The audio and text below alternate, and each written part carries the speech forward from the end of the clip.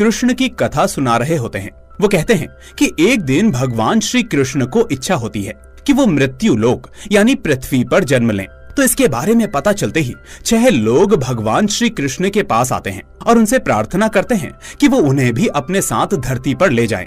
फिर प्रार्थना स्वीकार करते हुए भगवान श्री कृष्ण इसके लिए राजी हो जाते हैं और उन्हें अपने साथ पृथ्वी पर लाकर प्रकृति के अंगों में बांट देते हैं। वो उनसे कहते हैं कि तुम हमेशा पृथ्वी पर लोगों के अंदर रहोगे, लेकिन अगर किसी के अंदर तुम में से किसी एक का भी असर जरूरत से ज्यादा हुआ तो वो मनुष्य खुद ही अपने पतन का कारण बन जाएगा। और दोस्तों, ये 6 प्राकृतिक अंग हैं काम, क्रोध, लोभ, मोह, अहंकार और ईर्ष्या। तो वो गुरुजी कहते हैं कि इस तरह आज भी ये अंग इस प्रकृति का हिस्सा हैं, लेकिन जो इन पर काबू नहीं कर पाता ये उसका पतन कर देते हैं। और गुरुजी के इसी उपदेश के साथ मूवी की असली कहानी शुरू हो जाती है। सबसे पहले हम देखते हैं कि एक लड़का सोशल मीडिया और अखबार में एक ऐड देता है कि अगर आपको अपनी इच्छाओं की पूर्ति करवानी है तो मुझसे आकर मिलना होगा और यहाँ आपकी सारी ख्वाहिशें पूरी हो जाएंगी।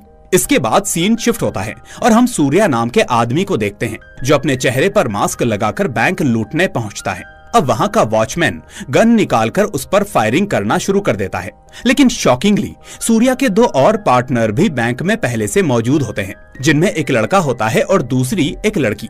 तो इस तरह अब ये तीनों मिलकर उस गार्ड से लड़ते हैं और बैग में सारे पैसे भरकर वहां से फौरन भाग जाते हैं। इस बीच हम देखते हैं कि इन तीनों के साथ साथ एक लड़की भी इस चोरी में शामिल होती है, जो कहीं दूर से इन लोगों को इंस्ट्रक्शंस देती रहती है। इस तरह ये कुल मिलाकर 4 लोग होते हैं, एक सूर्या, दूसरा वो लड़का और इनके साथ 2 लड़कियां। फिर अगले सीन में एक पुलिस वाला किसी लाइब्रेरी में एक आदमी से मिलने आता है। और दोस्तों, ये आदमी असल में वही था जिसने वो ऐड डलवाया था और इसी ऐड के चलते ये पुलिस वाला भी अपनी किसी इच्छा के चक्कर में यहाँ आया था। दरअसल पहले जब ये पुलिस वाला यहाँ आया था तो इस आदमी ने कहा था कि पहले तुम एक आदमी को मारो पीटो। इस तरह जब इस पुलिस वाले को पता चला था कि कुछ लोग कहीं पर धरना प्रदर्शन कर रहे हैं, तो उसी धरने के दौरान इस पुलिस वाले ने वहाँ एक आदमी को बुरी तरह से पीटा था, लेकिन फिर भी इसकी इच्छा पूरी नहीं हुई। इसीलिए ये वापस इस आदमी के पास इसी का जवाब मांगने आया था। और फिर यहाँ हमें इस आदमी का नाम पता चलता है जिसे हम नोबडी कहकर बुलाएंगे। वो इसलिए क्योंकि मूवी का नाम भी इसी पर रखा गया है। खैर, अब नोबडी उस पुलिस वाले से पूछता है कि क्या जिस आदमी को तुमने मारा उसके शरीर से खून निकला था? तो पुलिस वाला कहता है कि नहीं, क्योंकि एक थप्पड़ मारते ही वो भाग गया, जिस वजह से मैं उसे ज्यादा पीट नहीं पाया। तो ये सुनकर नोबडी कहता है कि ऐसे नहीं चलेगा, तुमको आदमी को ऐसे मारना होगा कि उसे दर्द महसूस हो, खून भी निकले, क्योंकि तभी तुम्हारी विश पूरी हो सकती है। तो नोबडी कहता है कि वैसे भी मैंने तुमको एक छोटा सा टास्क दिया था, क्योंकि असल में तुम्हें आदमी को अच्छे से पीटना होगा, पर तुम पहली बार में भी कच्चे ही निकले, इसलिए अगली बार किसी को अच्छे से पीट कर आना। तो अब वो पुलिस वाला जाते हुए उसको वार्निंग देता है कि ठीक है, इस बार मैं किसी को अच्छे से पीट कर आऊंगा, अगर फिर भी मेरी विश पूरी नहीं की तो मैं उल्टा तुम्हें जेल में डाल दूंगा। और ऐसा कहकर वो पुलिस वाला वहाँ से चला जाता है। फिर हम देखते हैं कि थोड़ी देर बाद गुंजन नाम का एक बूढ़ा आदमी नोबडी के पास आता है, जिससे नोबडी कहता है कि अगर आपको अपनी विश पूरी करनी है तो एक लड़की के साथ गलत काम करना होगा। ये सुनकर गुंजन शॉक्ड हो जाता है और कहता है, हमारी फैमिली सोसाइटी में बहुत ही रिस्पेक्टेड है, मैं ऐसी हरकत नहीं कर सकता। तो नोबडी कहता है, गुंजन जी, आपके लिए यही टास्क है, इसलिए आपको किसी जान पहचान वाली लड़की के साथ बलात्कार करना होगा, तभी आपको अपनी फैमिली की सारी प्रॉपर्टी मिल सकती है। असल में ये गुंजन यही चाहता था कि उसके भाई बहनों की प्रॉपर्टी भी उसी को मिल जाए। खैर, अब वो लास्ट में कहता है कि ठीक है, मैं सोचकर बताऊंगा। फिर अगले सीन में हमें हैदराबाद के फेमस चाय होटल को दिखाया जाता है, जहां हम अमूल नाम के आदमी को देखते हैं जो वहां चाय बनाता था और साथ ही सारे कस्टमर उसके हाथ की चाय के दीवाने होते हैं। लेकिन वहीं दूसरी तरफ बंद कमरे में अमोल सनी लियोनी की फोटो लगाकर कुछ ब्लैक मैजिक कर रहा होता है, क्योंकि वो सनी लियोनी का बहुत बड़ा फैन होता है। असल में फैन कम असली ठरकी होता है, इसलिए वो उसे पाने के लिए सब तरह की पूजा पाठ, ब्लैक मैजिक और रिचुअल्स करता रहता है। और इसी दौरान वो भी उसी एड को देखता है कि सारी विशेष पूरी हो जाएंगी, जिसके बाद वो नोबडी के पास जाने का डिसीजन लेता है। फिर अगले सीन में हमें लक्ष्मी नाम की लेडी दिखाई जाती है जो उस लाइब्रेरी में नोबडी से मिलने आती है। यहाँ जो देखो इस नोबडी से ही मिलने आ रहा है। ये औरत सोशल मीडिया पर इस एड को देखकर यहाँ आई होती है फिर पहले वो अपनी प्रॉब्लम उसको बताती है कि उसकी और उसके हस्बैंड की लव मैरिज हुई थी। साथ ही उसका हस्बैंड एक टीचर था, लेकिन 2 महीने पहले उसकी मौत हो गई, इसलिए अब उसके बच्चे उसकी केयर नहीं करते। अब वो नोबडी से कहती है कि सर, मैं चाहती हूँ कि मेरा हस्बैंड वापस लौट आए और मेरी रिस्पेक्ट मुझे वापस मिल जाए। तो क्या आप मेरे मरे हुए हस्बैंड को वापस ला सकते हैं? तो नोबडी कहता है, हाँ ला सकता हूँ, लेकिन पहले आपको एक टास्क करना पड़ेगा, क्योंकि आपकी विश असल में इम्पॉसिबल को पॉसिबल करने की विश है। इसलिए आप एक भीड़ भाड़ वाली जगह पर जाकर बॉम्ब रख दो। अब ये सुनकर लक्ष्मी के तो होश ही उड़ जाते हैं, लेकिन इतने में नोबडी कहता है कि उस बॉम्ब से तकरीबन 25 लोग तो मरने ही चाहिए, तभी तुम्हारी इच्छा पूरी होगी। पर लक्ष्मी इसके लिए मना करती है कि नहीं सर, मैं ये सब नहीं कर सकती, कुछ और उपाय बताइए। तो नोबडी कहता है, मैडम आप अपने बारे में सोचो, दूसरों के बारे में नहीं, क्योंकि अगर दुनिया में सेल्फिश बनोगे तभी काम पूरा होगा। दूसरे का सोचने वाले कभी आगे नहीं बढ़ पाते, बाकी आप सोच लो। अब ये सुनकर लक्ष्मी अपना फ्लैशबैक याद करती है कि जब उसका हस्बैंड जिंदा था तो उसने पूछा था कि अगर मुझे कुछ हो गया तो तुम जिंदगी कैसे गुजारोगी। तो लक्ष्मी ने कहा था कि जैसे सावित्री ने यमराज से झगड़ा करके अपने पति को वापस बुलाया, ठीक वैसे ही मैं होती तो सीधा यमराज को मारकर तुम्हें ले आती। तो यही सब सोचते हुए अब प्रेजेंट में लक्ष्मी नोबडी से कहती है कि ठीक है, मैं ये काम करने को तैयार हूँ।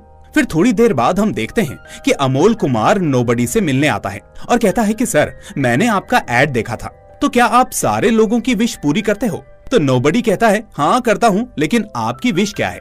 तो अमोल उसको सनी लियोनी की फोटो दिखाते हुए कहता है कि मैं एक रात के लिए इनके साथ रहना चाहता हूँ। तो नोबडी पूछता है कि क्या ये आपकी वाइफ है? तो अमोल कहता है, काश ऐसा होता तो मेरी जिंदगी संवर जाती, लेकिन एक्चुअली इसकी शादी हो चुकी है और जैसा कि मैंने बताया, मैं एक रात के लिए इनके साथ रहना चाहता हूँ। अब नोबडी कहता है कि ये क्या विश है? आखिर तुम इसके साथ एक रात रहकर क्या हासिल कर लोगे? और अगर रहना है तो सीधे जाओ और पूछ लो कि क्या मैं आपके घर में एक रात के लिए रह सकता हूँ। तो ये सुनकर अमोल कहता है कि भाई, मेरी भावनाओं को समझो, मैं क्या कहना चाहता हूँ और तुम क्या समझ रहे हो, आखिर कौन से जमाने के हो तुम? फिर नोबडी उसकी बातों का मतलब समझते हुए उससे पूछता है कि अमोल, पहले ये बताओ कि आपकी पसंदीदा चीज क्या है? तो अमोल कहता है, सनी लियोनी। फिर नोबडी कहता है कि ठीक है, अगर यही विश पूरी करवानी है तो मेरा एक टास्क कंप्लीट करना पड़ेगा, जिसके लिए तुम्हें जिस चाय होटल में तुम काम करते हो उस काम को बंद करना होगा। तो ये सुनकर अमोल कहता है, अरे सर, उसी से तो मेरा गुजारा होता है, फिर मैं जॉब कैसे बंद कर दूं? ये क्या टास्क है? तो नोबडी कहता है, जॉब बंद करना टास्क नहीं, बल्कि एक छोटा सा वार्म अप है, इसलिए पहले जॉब बंद करो, मैं बाद में तुम्हें असली टास्क बताऊंगा। अच्छे से सोच लो, टास्क करना है या नहीं, और सनी लियोनी चाहिए या नहीं। तो अमोल ये कहकर वहां से चला जाता है कि मैं सोचकर बताऊंगा। अब अगले सीन में हमें विप्रा नारायण नाम के बड़े बिजनेसमैन को दिखाया जाता है, जहां उसका मैनेजर आकर कहता है, सर, आपके बेटे के स्टार्टअप में दोबारा 25 करोड़ का लॉस हुआ है, इसीलिए अगर ऐसा चला तो मेन कंपनी लॉस में आ सकती है। तो विप्रो उससे कहता है कि वो अभी छोटा बच्चा है, अपनी गलतियों से ही सीखेगा, और पैसों का क्या, यहाँ से जाएंगे तो दूसरी जगह से आ जाएंगे। फिर मैनेजर कहता है कि सर, मोहन राव नाम का एक आदमी काफी दिनों से हमें मेल्स भेज रहा है, असल में उनके एरिया में रीडिंग रूम बनाने के लिए वो फंड चाहते हैं। तो विप्रो कहता है कि ठीक है, तुम उसके मेल को डिलीट कर दो। तो मैनेजर कहता है कि सर, अगर हम उन्हें 1 लाख रुपए दे दें तो अच्छा होगा, लेकिन तभी विप्रो अपने मैनेजर को थप्पड़ मारते हुए कहता है, तुम मुझे सजेशंस मत दो, तुम्हें पता भी है कि इस पोजीशन पर आने में मुझे कितना समय लगा है, इसलिए ऐसे दान देकर मैं फालतू चीजों में पैसे बर्बाद नहीं कर सकता। अब सीन शिफ्ट होता है और दूसरी ओर अनु नाम की एक लड़की नोबडी के पास आती है और कहती है, अरे यार, आपने एक बोर्ड भी नहीं लगाया, मुझे आपका एड्रेस पता करने में आधा घंटा लगा। एक्चुअली मैं एक एयर होस्टेस हूँ और अब मैंने सोशल मीडिया में आपका एड देखा तो यहाँ चली आई। वो आगे बताती है कि बचपन से मुझे व्रत रखने और मंदिर जाने जैसी चीजों पर भरोसा है। तो नोबडी उसे चुप करते हुए पूछता है कि वो सब तो ठीक है अनु, लेकिन आप यहाँ पर क्यों आई हो, आखिर आपकी विश क्या है? तो अनु कहती है, जहाँ मैं वर्क करती हूँ वहाँ अव्या नाम की लड़की भी काम करती है और वो मुझसे ज्यादा सुंदर है, इसलिए मैं उससे भी ज्यादा खूबसूरत बनना चाहती हूँ, वो भी हमेशा के लिए। तभी नोबडी कहता है, अनु जी, आप पहले से इतनी खूबसूरत हो, शायद आपने रॉन्ग विश मांग ली। तो अनु कहती है, अरे सर, मैं लड़की हूँ ना, भगवान जितना खूबसूरत बनाए हमें कम ही लगता है। तभी नोबडी पूछता है, ठीक है, लेकिन उस अव्या से ही कंपेयर क्यों? दूसरी भी तो लड़कियां होंगी। तो अनु कहती है sir it's human nature, Ambani को 100 करोड़ एक्स्ट्रा मिले तो हमें क्या फर्क पड़ेगा, लेकिन वहीं हमारे पड़ोसी को लॉटरी लगेगी तो जलन होगी ना। तो इस तरह मेरे सराउंडिंग में अव्या है, इसलिए मैं उससे ज्यादा टैलेंटेड और खूबसूरत बनना चाहती हूँ। अब नोबडी कहता है कि ठीक है, अब आपको एक टास्क कंप्लीट करना पड़ेगा, वो भी 1 हफ्ते में, और इसके लिए आपको अव्या के चेहरे पर एसिड डालनी होगी। ये सुनकर अनु शॉक्ड होकर कहती है कि ये क्या टास्क है, मैंने तो ये कभी नहीं सोचा। तो नोबडी कहता है कि अब सोच लो, वक्त ही वक्त है। तो वो कहती है कि ठीक है, मैं सोचकर बताती हूँ। ऐसा कहकर वो चली जाती है। फिर सीन वापस से उस चोर सूर्या पर आता है, जो इस बार मास्क लगाकर एटीएम मशीन को छोटे बॉम्ब से उड़ा देता है और सारे पैसे चुराकर भाग जाता है। इस बीच पुलिस उसे पकड़ने की कोशिश करती है, लेकिन फिर भी वो उनसे फाइट करके भाग निकलता है। दूसरी ओर वो बड़ा बिजनेसमैन यानी विप्रा नारायण आज नोबडी के पास आता है और कहता है कि मैंने मैगजीन में तुम्हारा एड देखा, मैं अपने इलाके का नंबर 1 बिजनेसमैन हूँ, इसलिए मेरी भी विश है कि आने वाली पीढ़ी भी मेरे जैसी हो। तो नोबडी कहता है अरे तुम अमीर हो तो जनरेशंस भी अमीर होंगी, इसमें विश क्या। तो विप्रा अपने पेरेंट्स की कहानी सुनाता है कि उनकी लव मैरिज हुई थी, जिसके बाद वो गांव छोड़कर बिहार चले गए। वहां मेरे पिता ने दिन रात मेहनत की, जिसके बाद वो बहुत अमीर बन गए, लेकिन उनके दान देने की आदत से उनको एक दिन बहुत बड़ा लॉस हुआ और उसी टेंशन में उनकी मौत हो गई। फिर हम देखते हैं कि उसकी माँ उसको लेकर गांव वापस लौटी, जहां उसका बड़ा भाई रहता था। अब माँ छोटे मोटे काम करके विप्रा की परवरिश और पढ़ाई कराती, जबकि गांव वाले उसे ताने मारते रहते थे। फिर एक दिन माँ ने कहा कि बेटा अच्छे से पढ़कर पैसे कमाओ, तभी तुमको इज्जत वापस मिलेगी। इस तरह विप्रा प्रेजेंट में कहता है कि आज मेरे पास सब है, इसलिए मैं चाहता हूँ कि आने वाली जनरेशन जिल्लत की जिंदगी ना जिए, क्योंकि ये दुनिया बहुत ही स्वार्थी है। तो बताओ क्या तुम मेरी विश पूरी कर सकते हो। तो नोबडी कहता है हाँ, लेकिन आपको उसके लिए एक टास्क कंप्लीट करना पड़ेगा। विप्रा कहता है कि ठीक है, बताओ क्या करना है। तो नोबडी पूछता है कि आपकी पसंद नापसंद क्या है, जिस पर विप्रा कहता है कि मैं अपनी फैमिली से प्यार करता हूँ और अपने गाँव से नफरत। तो नोबडी कहता है कि ठीक है, फिर 1 हफ्ते तक फैमिली को छोड़कर उस गांव में रहो और इस बीच जो भी करो उसके बारे में मुझे इन्फॉर्म करते रहना। तो ये सुनकर विप्रा गुस्सा होकर कहता है कि नहीं, मैं ऐसा हरगिज नहीं कर सकता। तो नोबडी उसे भेज देता है कि फिर तुम्हारी विश पूरी नहीं होगी, तुम यहाँ से जा सकते हो। फिर थोड़ी देर बाद लक्ष्मी नोबडी के पास आती है और कहती है कि सर मैंने वो बॉम्ब खरीद लिया, लेकिन समझ नहीं आ रहा कि आप पर भरोसा कैसे करूं, क्या आप मेरी विश सच में पूरी करोगे। तो नोबडी कहता है कि लक्ष्मी जी, जैसा कि मैंने आपसे कहा था, तो आपने बॉम्ब खरीदने के बाद 2 ट्रेन टिकट्स बुक की हैं, एक आपके लिए और एक आपके पति के लिए। अब फिलहाल वो दोनों टिकट्स आपके पास हैं और उनको अपने पास ही रखिएगा। मेरा वादा है आपके पति जल्द ही लौट आएंगे। अब लक्ष्मी ये सुनकर उसकी बातों पर भरोसा कर लेती है और उससे पूछती है कि अब इस बॉम्ब का क्या करूं। तो नोबडी कहता है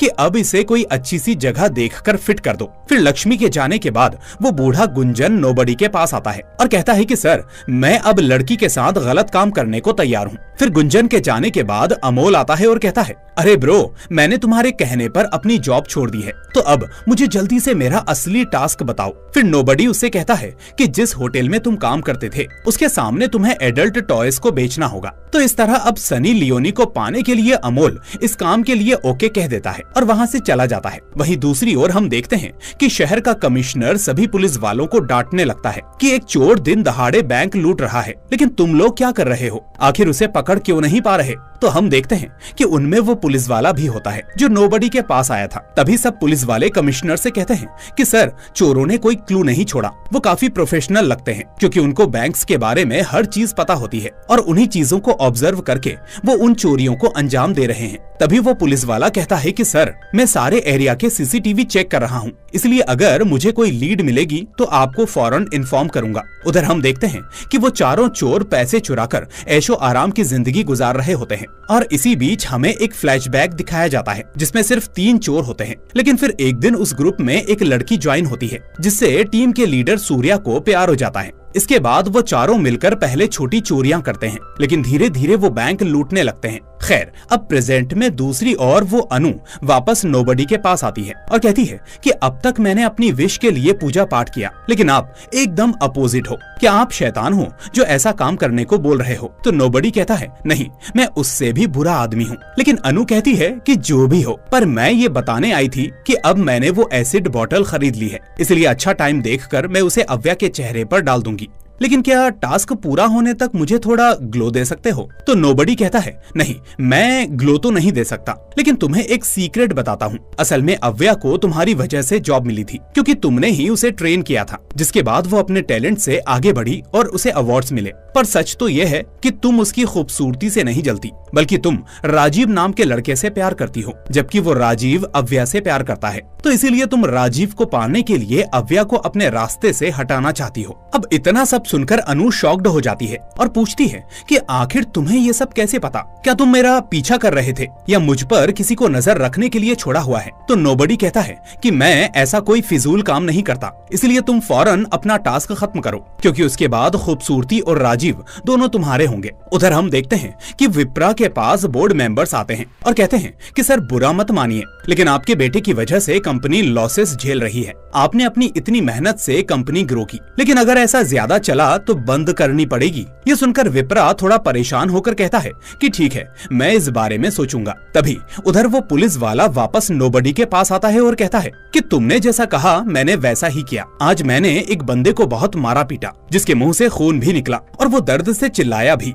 अब बताओ मेरी विश कब पूरी होगी? अब हमें पता चलता है कि असल में इस पुलिस वाले की विश एक खजाने को लेकर थी, जिसे वो काफी सालों से खोजने में लगा था। लेकिन ठीक उसी वक्त वो सूर्या नाम का चोर उसको फोन करता है और उससे कहता है कि खजाने के बारे में पता चला है, इसलिए जल्दी मिलने आओ। तभी वो पुलिस वाला ये सुनकर शॉक्ड हो जाता है और इतने में नोबडी उससे कहता है कि देखा, तुमने टास्क पूरा किया तो विश भी पूरी हो गई, इसलिए जाओ और जल्दी से खजाना हासिल करो। इसके बाद हम देखते हैं कि पुलिस वाले के जाने के बाद विप्रा वहाँ आता है और नोबडी से कहता है कि मैं तुम्हारे बताए टास्क पूरा करने को तैयार हूँ, क्योंकि मुझे अपने बेटे की हरकतें देखकर लगता है कि वो इसी जन्म में पूरी प्रॉपर्टी उड़ा देगा। तो ये सुनकर नोबडी कहता है कि ठीक है, आप पहले गांव जाकर एक हफ्ते रहो और मुझे डेली अपडेट दो कि वहाँ क्या चल रहा है। इसके बाद सीन पुलिस वाले पर आता है, जो एक मैप में खजाना ढूंढते हुए जंगल में जाता है, क्योंकि सूर्या ने बताया था कि खजाना उसी जंगल में कहीं है। तो उस जंगल का मैप लेकर ये पुलिस वाला वहाँ गया था। इस दौरान अब काफी देर भटकने के बाद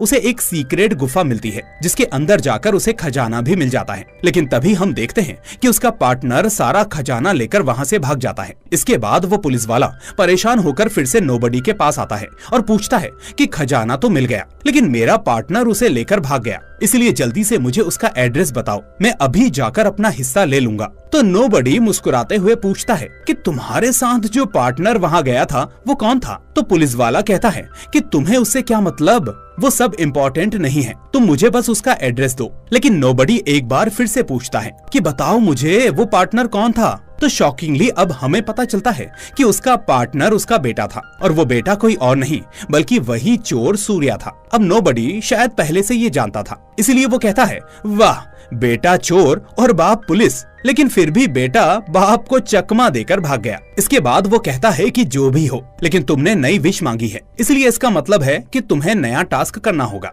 अब इस बीच वो पूछता है कि क्या स्कूल कॉलेज में तुम्हारा कोई क्रश था? तो पुलिस वाला कहता है हाँ, कॉलेज में मेरी एक क्रश थी। तो नोबडी कहता है फिर अब उस क्रश को एक प्रोस्टिट्यूशन के झूठे केस में गिरफ्तार करो। तो ये सुनकर पुलिस वाला कहता है कि लगता है तुम्हारा दिमाग सड़ चुका है, क्योंकि वो कलेक्टर है और उसका हस्बैंड इस वक्त कमिश्नर है, इसीलिए अगर मैंने उसे टच भी किया तो मेरी जॉब तो जाएगी ही, साथ में जेल भी जाऊंगा। तो नोबडी कहता है कि उससे मुझे कोई फर्क नहीं पड़ता, तुम बस टास्क करो तभी तुम्हारी विश पूरी होगी। इस पर वो पुलिस वाला कहता है कि रहने दो, मैं खुद अपने बेटे को ढूंढ लूंगा, पता नहीं कैसे तुम जैसे पागल से मेरा पाला पड़ गया। अब ऐसा कहकर वो वहाँ से चला जाता है। फिर हम देखते हैं कि पुलिस वाले के जाने के बाद लक्ष्मी नोबडी के पास आती है और कहती है कि सर, मैंने वो जगह ढूंढ ली। तो नोबडी कहता है कि नहीं, वहाँ ज्यादा लोग नहीं होंगे, एक काम करो, तुम हैदराबाद की फेमस चाय की दुकान पर बॉम्ब फिक्स कर दो, वहाँ काफी लोग होंगे, इसलिए आराम से 25 लोग मर जाएंगे और उनके टुकड़े टुकड़े हो जाएंगे। लेकिन जल्दी करो, क्योंकि इस काम के लिए तुम्हारे पास सिर्फ 3 दिन बचे हैं। फिर हम देखते हैं कि बाद में वो बूढ़ा आदमी गुंजन नोबडी के पास आता है और कहता है कि सर, मुझे लड़की मिल चुकी है। तो नोबडी पूछता है अच्छा, वो लड़की कौन है? जिस पर गुंजन कहता है कि वो मेरी बेस्ट फ्रेंड की बहू है और उसका नाम राधिका है। वो बताता है कि हाल ही में राधिका और उसके हस्बैंड की लव मैरिज हुई थी और वो मुझे पापा की तरह मानती है, मुझ पर ब्लाइंडली भरोसा करती है और ऊपर से वो जान पहचान वाली है और साथ में मेंटली थोड़ी डिस्टर्ब भी है, इसलिए जब मैं उसके साथ कुछ करूंगा तो वो किसी को कुछ नहीं बताएगी। फिर वो आखिर में कहता है कि इस तरह मैं 2 दिन बाद उसके साथ गलत काम करके आपके पास वापस आऊंगा और तब आपको मेरी विश पूरी करनी होगी। फिर उसके जाने के बाद अनु नोबडी के पास आती है और कहती है कि सर, मैंने सब प्लान बना लिया है। मैंने किसी का फोन चुराया और फिर उससे अव्या को इंस्टाग्राम पर फॉलो किया, जिसके बाद वो जो पोस्ट डालती है तो मैं उस पर बैड कमेंट्स लिखती हूँ, ताकि जब मैं उस पर एसिड डालूंगी तो शक मुझ पर ना आए। इस तरह मैं पहले से ही सब प्लान कर चुकी हूँ। इसके बाद वो अमोल कुमार नोबडी के पास आता है और कहता है कि आपने जैसा बताया मैंने वैसे ही टॉयज बेचना शुरू किया, लेकिन इसके बदले लोग मुझे मारने पीटने लगे। बल्कि हाल ही में एक पुलिस वाले ने मुझे बहुत ही बुरी तरह से मारा पीटा है। अब यहाँ हमें पता चलता है कि वो वही पुलिस वाला था जो नोबडी के पास आया था। अब अमोल नोबडी से कहता है कि मैंने काफी कोशिश की, लेकिन अब तक एक टॉय भी नहीं बिका, इसलिए प्लीज मुझे इन्हें बेचने का कोई दूसरा आइडिया दो, या फिर मुझे इसके बदले कोई दूसरा टास्क करने के लिए दो। तो नोबडी कहता है कि फिर ठीक है, तुम एक काम करो, रेड लाइट एरिया में जाकर वहाँ के वर्कर्स को ये टॉयज बेचो, वो इनको जरूर खरीद लेंगे। तो इस तरह अब अमोल उसका आइडिया समझकर इस चीज को भी ट्राई करने लगता है। इसके बाद विप्रा नोबडी के पास आता है और कहता है कि तुम्हारे कहने पर मैं गाँव गया था, लेकिन पहली रात मुझे बहुत दिक्कतें हुई, ना तो हवा थी और ऊपर से इतने सारे मच्छर थे, लेकिन फिर भी मैंने रात में एडजस्ट कर लिया। फिर दूसरे दिन मुझे मेरा बेस्ट फ्रेंड मलेश मिला, वो भी काफी सालों बाद। इसके बाद हमने आपस में ढेर सारी बातें की, जिससे मेरी पुरानी यादें ताजा हो गई। फिर वो मुझे एक शादी में ले गया, लेकिन वहाँ मैंने खाना नहीं खाया। उसके बाद मैं वापस अपने घर लौटा तो गांव वाले वहाँ मौजूद थे, जो मुझसे अपनी दिक्कतों को लेकर मदद मांगने लगे। किसी को जॉब चाहिए थी, किसी का घर ठीक नहीं था, तो किसी की सड़क टूटी हुई थी, और इससे मैं बहुत ज्यादा इरिटेट हो गया। अब दूसरी ओर हम देखते हैं कि पुलिस वाले सीसीटीवी फुटेज चेक करते हैं, तो उन्हें उसमें चोर का एक क्लू मिलता है, जहां उन्हें आज वो चोर बिना मास्क के दिखता है, और वो कोई और नहीं बल्कि वही सूर्या था। लेकिन यहाँ पर अपने बेटे को देखकर वो पुलिस वाला शॉक हो जाता है और समझ जाता है कि नोबडी सही कह रहा था। वो चोर तो असल में उस खजाने के लिए उसकी मदद कर रहा था, और लास्ट में उससे वो खजाना लेकर चला गया, और वो कोई और नहीं बल्कि उसका खुद का बेटा सूर्या था। फिर यहाँ वो दुखी होते हुए बाकी पुलिस वालों से कहता है कि ये बेकार फुटेज है, इसे डिलीट कर दो, ये किसी काम की नहीं। इसी बीच वो पुलिस वाला अपना फ्लैशबैक याद करता है, और हम देखते हैं कि जब सूर्या छोटा था तो उसका बेटा चोरों की मदद से छोटी मोटी चोरियां करता था, और फिर उन पैसों को हड़प कर सूर्या की हर विश पूरी करता था, और इस तरह सूर्या ने अपनी ऐशो आराम की जिंदगी जी थी। लेकिन एक दिन पुलिस वाले ने उसे पैसे देने बंद कर दिए, जिसके बाद उसका बेटा सूर्या खुद ही चोरी करने लगा। और इसी बीच एक दिन उसने अपने पिता से कहा कि पापा, हमें जंगल में वो खजाना ढूंढना चाहिए जिसके बारे में लोग अक्सर बातें करते हैं। तो इस तरह वो पुलिस वाला अपने बेटे की विश पूरी करने के लिए ही उस नोबडी के पास आया था, लेकिन आखिर में वो खजाना मिलने पर खुद सूर्या ने ही अपने पिता को धोखा दे दिया। इसके बाद हम देखते हैं कि प्रेजेंट में वो पुलिस वाला फिर से नोबडी के पास आता है और कहता है कि तुमने ठीक कहा था, मेरा ही बेटा वो चोर है, लेकिन अब प्लीज उसे फाइंड आउट करो कि वो कहाँ है और फिर मुझे बताओ। तो इस तरह अब नोबडी उसे फिर से वही टास्क बताता है कि अपनी क्रश को प्रोस्टिट्यूशन के केस में गिरफ्तार करो, यही तुम्हारा काम है। इसके बाद हम देखते हैं कि अब लक्ष्मी नोबडी के पास आती है और कहती है कि सर, मैं चाय वाली दुकान पर बॉम्ब रखने गई थी, लेकिन मुझसे नहीं हो पाया क्योंकि काफी लोग वहाँ अपना बर्थडे, तो कोई अपनी फर्स्ट डेट और कोई अपने पुराने फ्रेंड्स से मिल रहा था, जिसे देखकर मैं वो सब नहीं कर पाई। तो नोबडी कहता है, लक्ष्मी जी, मैंने आपसे पहले ही कहा था कि दूसरों के बारे में मत सोचो, सिर्फ और सिर्फ अपने बारे में सोचो, सेल्फिश बनो और मार दो सबको। फिर हम देखते हैं कि लक्ष्मी के जाने के बाद आखिर में वो चोर सूर्या खुद नोबडी के पास आता है, और यहाँ आता है हमारे सामने इस मूवी का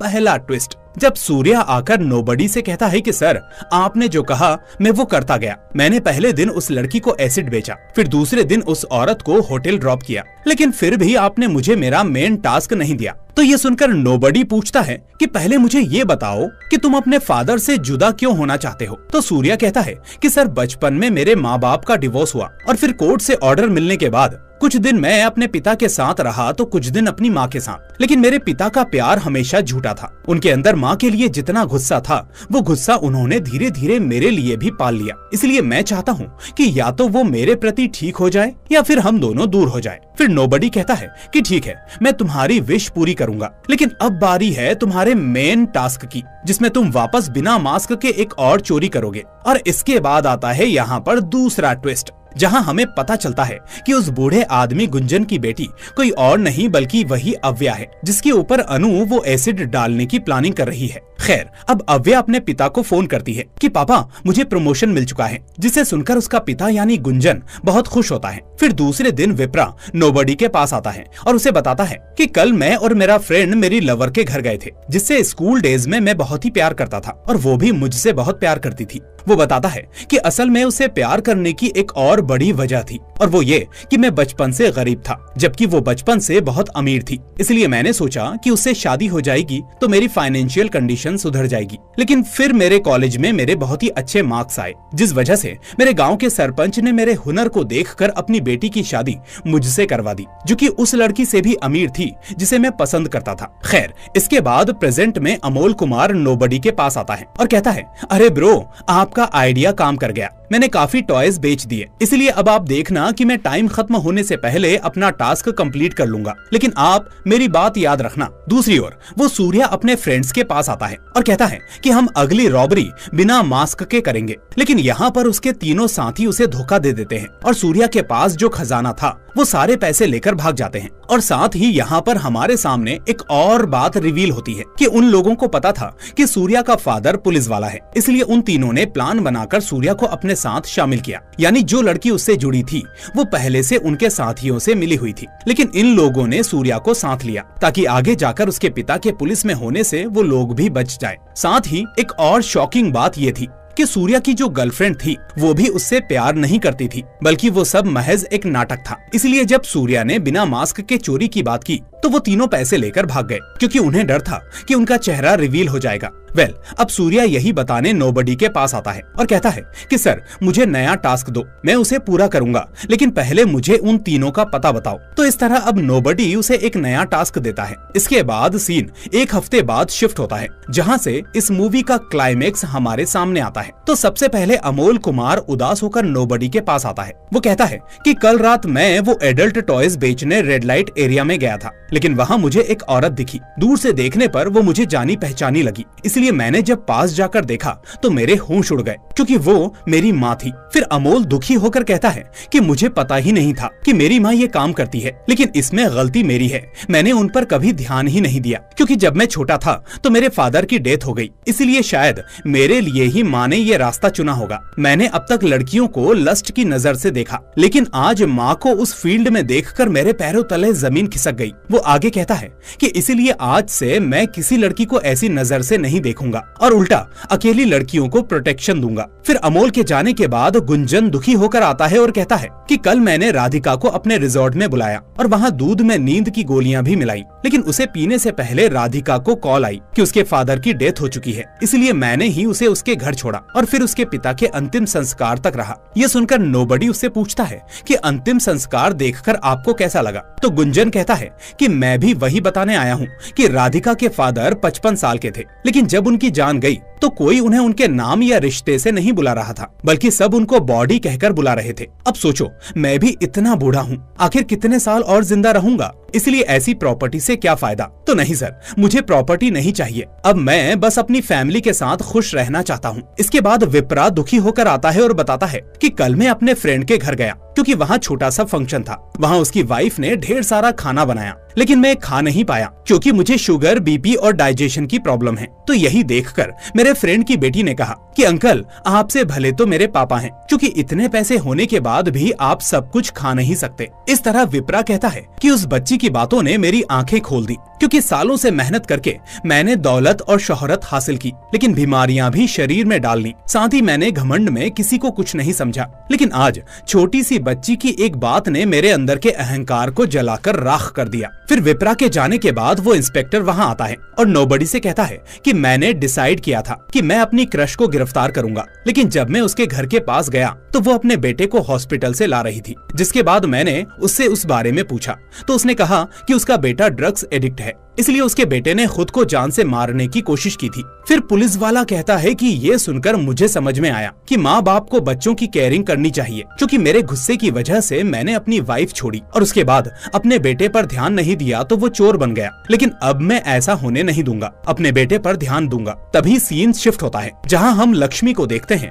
जो उस होटल पर वो बॉम्ब रखने आई थी। लेकिन यहाँ वो होटल ओनर उसे पहचान लेता है और कहता है, मैडम आपने मुझे पहचाना, मैं बचपन में आपके घर ट्यूशन पढ़ने आता था। आपकी वजह से मेरी गणित अच्छी हुई तो मेरे पिता ने मुझे होटल में हिसाब किताब करने बैठा दिया और आज देखिए मैंने खुद का होटल खोल लिया है। तो इस तरह से वो लक्ष्मी को बहुत मान सम्मान देने लगता है और तभी लक्ष्मी को अपने हस्बैंड की बात याद आती है जो कहता था कि चाहने वाले भले आसपास ना रहें, लेकिन उनका पसंदीदा काम करो तो वो हमेशा आपके पास रहेंगे। तो यही सब अब लक्ष्मी नोबडी के पास आकर बताती है कि मुझे सही रास्ता मिल चुका है, इसलिए अब मैं बच्चों के लिए रीडिंग रूम बनवाऊंगी, जो कि मेरे पति की शुरू से विश थी। फिर आखिर में हम देखते हैं कि अब अनु नोबडी के पास आती है और कहती है कि कल कंपनी के प्रोग्राम में एक स्टोरी टेलीकास्ट हुई और उस स्टोरी में एक कौवा इनाम के लिए डेकोरेट हुआ था, लेकिन फिर भी बाकी जानवरों ने उसे इग्नोर किया। ठीक ऐसे ही मुझे एहसास हुआ कि हर इंसान में एक टैलेंट है और मेरे अंदर भी, लेकिन मैं उसे भूल गई, जबकि मैंने ही अव्या को ट्रेन किया था।